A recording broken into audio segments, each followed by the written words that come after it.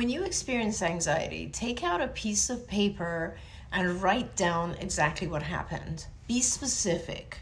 Exactly what happened. Who, what, when, where.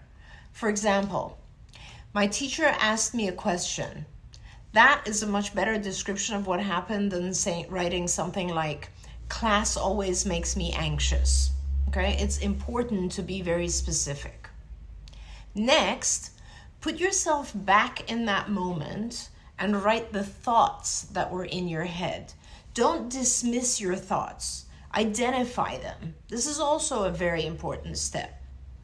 Going with the previous example, you might say, I was sure I wouldn't know the answer and would say something wrong, and then people would make fun of me or everybody would think I'm dumb. Good. Now you got it.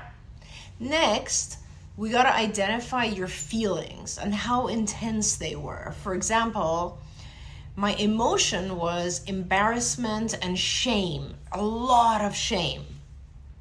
Now the most important part. When you believed that you wouldn't know the answer to the question and that people would make fun of you, what unhealthy thought pattern were you actually engaged in? Were you catastrophizing?